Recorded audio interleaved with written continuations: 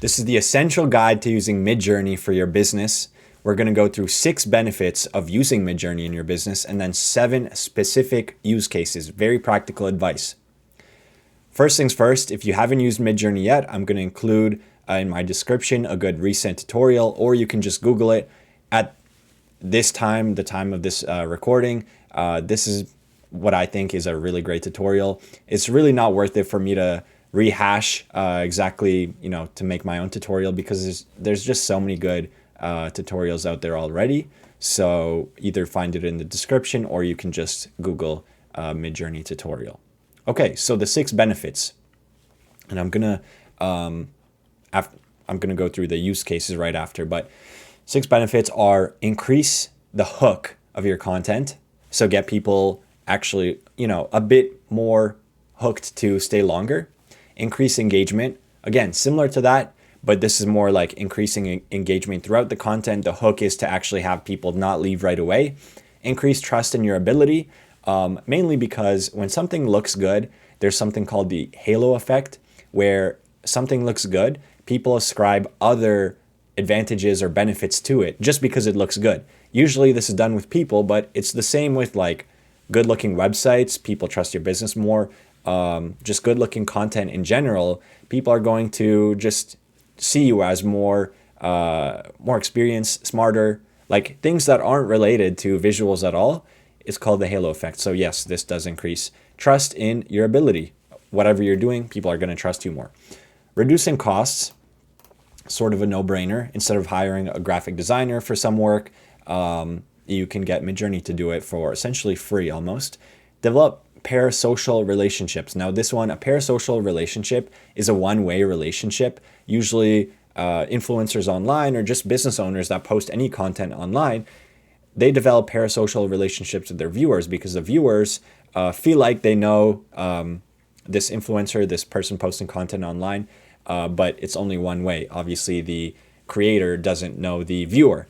And that's fine. Like a good business owner has to have a lot of parasocial relationships in order to actually have a large enough audience base to make a good profit. So the reason I say this with Midjourney is because when you create content that speaks to your audience, it helps you develop this relationship. Like imagine you're using stock photos versus real photos or Midjourney photos that really make sense, like align with your brand. Obviously, people are gonna just feel a lot more connected with you in the latter case. So that's also a no-brainer. It makes a lot of sense, right? And then lastly, improving conversions. All these things, when you put them together, people will watch your videos longer. People will click through to the next, call to action more often.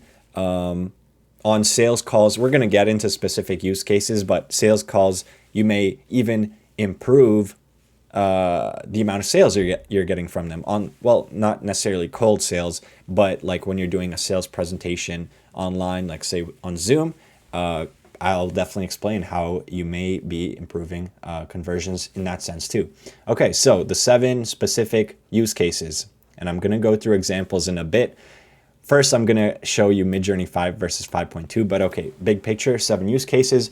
Build out site content, visualize your process, visualize the before and after, get inspiration for your logo, improve your short form content, boost your sales presentations, and then create ads.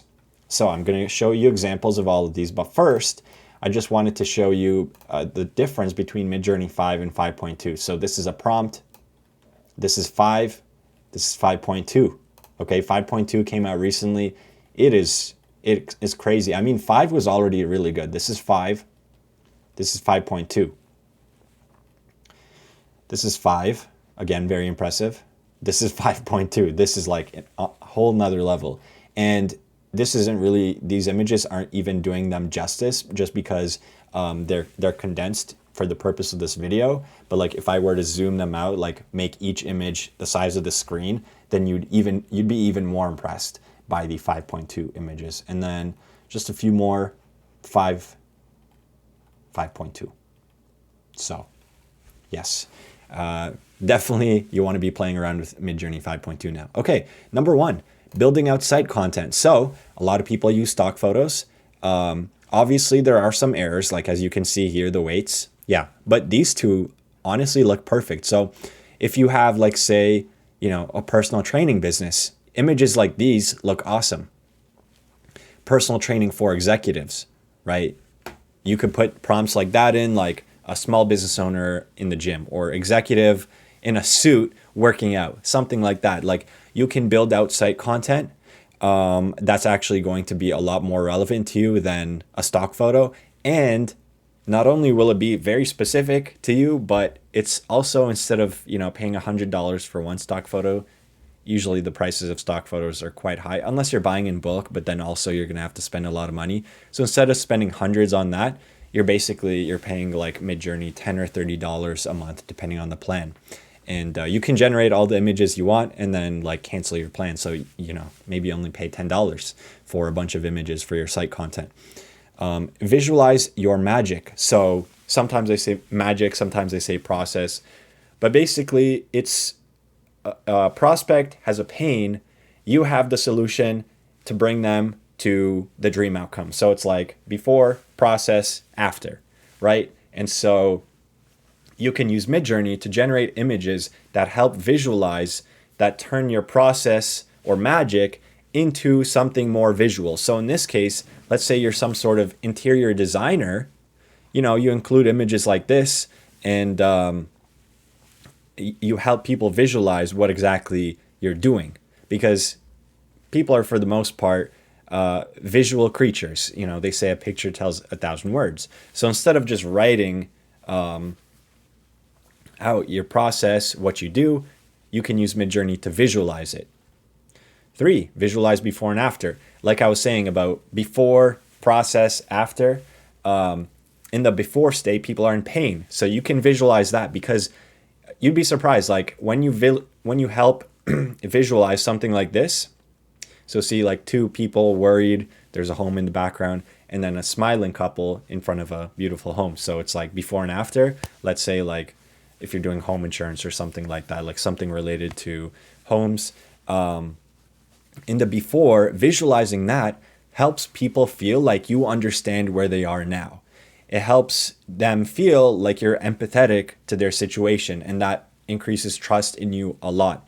And also, you would be hard pressed to find good stock photos, like very specific ones, because most stock photos are very like, preppy, like everyone's smiling and happy. And so, Midjourney helps you generate images that just don't really exist out there, and at a very, very low cost. And then after, same thing. Very, very clear. Okay, inspiration for your logo.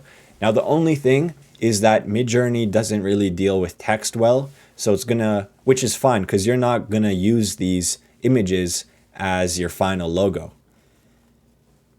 This, I think it was like small business, like a business, personal training for executives. So like some of these vibes are very cool.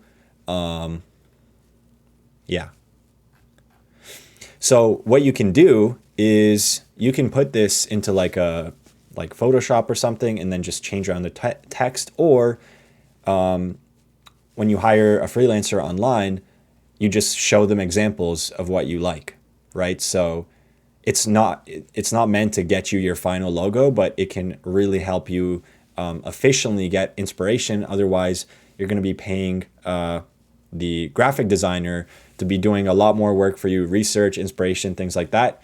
This way, you just show them, okay, this is what I like, do something like this, and then, maybe it'll take them an hour or 2 versus double or triple that. Okay, improve your short form content. So like thumbnails, right? Here's Elon Musk looking surprised. You could use something like that in a thumbnail.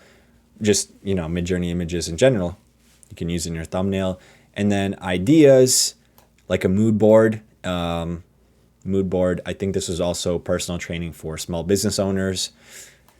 This one is bolded, because this is the content that I think that where Midjourney helps you the most. Like with the thumbnail, like realistically, you don't really want to be using just random images like Elon Musk looking surprised. Usually you want to use yourself in the thumbnail, or just like real pictures. You don't necessarily want to use generated ones, but still you can. And then with ideas like mood boarding, also it's like it's not the most vital thing to do in your business, but videos and blogs, having good looking content, yes, that's very important. And you know, pretty much most blogs these days do have a featured image at the top of the blog. Most of them are very low quality, and now with Midjourney you can create some really high quality good looking ones, again basically like free. It's, when I say free, it's more like 1 cent. I think that's when you actually calculate the cost of like an image, it's like 1 cent or a couple cents, which is like, that's awesome. So yes, this can really improve your short form content, just making it a lot more visually engaging. Boost your sales presentations. So this this is a screenshot of this exact presentation, because although this isn't a sales presentation, I think you can see that you can make a sales presentation. And I love gamma.app. This is the site it's on. I'm pretty sure it's free. For, I don't know, maybe new people have to pay now, but I got in really early, so it's free for me. And yeah, you can, build out your sales presentation, and obviously the content of the sales presentation is the key, right? You need a good offer. You need to build up. I don't need to get into like what makes a good sales presentation, but the visuals definitely aren't the most important thing, but we can't lie and pretend that they're nothing. Okay, if you have a sales presentation, why wouldn't you just do a text file, right? Like theoretically, you open up Notepad and you just put everything into a text file, right? No one does that. People do at least a PowerPoint. Usually they're going to spend a lot of time on the visuals of the sales presentation, because yes, it does matter to some degree. People will be more engaged. They'll feel like you're taking them more seriously when they have when there's good visuals, when it looks pretty, right? Like just for various reasons. So Midjourney can 100% be used to boost your sales presentations. You'll get people taking you more seriously on them. People are going to be more engaged, right? Instead of like looking around, maybe opening other tabs in the middle of your sales presentation. And ultimately, I would guess that leads to more conversions as well. And lastly, creating ads. It makes sense. Like a lot of ads, there's a visual associated with them. Almost all of them, like maybe not Google ads, right? But like 95% of ads you're seeing, they have some visual associated with them. So you can use Midjourney to create some really eye-catching images that fit your brand. And the last thing I wanted to say is essentially you're using Midjourney to increase POT. Now that's an acronym I think I came up with, like I didn't get it from anyone else, but paying, offer, trust. These are the three things that you need to have a visitor. These are the three cores of a business. That's a better way of putting it. Pain is like the prospects need to have a significant pain, and then you need to have an offer that suggests or that says you're going to fix that pain. And then trust, you need to have them trust you that you can deliver on that offer to fix that pain. So if you think of I've seen graphics of this before, like Russell Brunson, the creator of ClickFunnels. He has a person in pain, just a stick figure, and then there's a big chasm and he can't get across to the promised land, to the dream outcome. But then you have the bridge, you create the bridge that helps the prospect get from their painful before situation to the after dream outcome situation. So Midjourney, I think, in my opinion, if I were to rate like 5 out of 10, it helps you with the pain aspect. So it helps visitors see that you understand and empathize with their pain. And then when it comes to offer and trust, I would put 3 out of 10, just because there's a lot of other more important things. Obviously, your offer visuals aren't going to matter nearly as much as the offer itself, but without a doubt, it will boost your landing page, your website, your presentation, and then trust. Again, there's other things that matter more, especially like social proof, your past experience. But at least this way, you have a really good design. there's nowhere that lacks visual content, either in your like your short form content that you post online, or just your website, your social media. You have good looking content, which, yes, if you were to compare a business with very high quality, good looking visuals and one with really outdated, like ugly clip art or outdated stock photos, I think you'd agree that you'd trust one significantly more than the other, provided everything else is equal. Of course, social proof, past testimonials, stuff like that will matter more than the visuals. But honestly, this is a very simple way to help increase trust in your business. Like, just replace a couple images on your website, start using them on social media. Just it's easier than like getting a ton of 5-star reviews, right? Even though that's going to be more significant. So yeah, just these are sort of arbitrary scores, but I think Midjourney does help you see like a good amount with offer and trust, and then significantly with pain, because pain it's really an emotional thing, and so you want to show visuals that evoke emotion, and then people sort of feel like they connect with you in that sense, like you understand where they are. So yeah.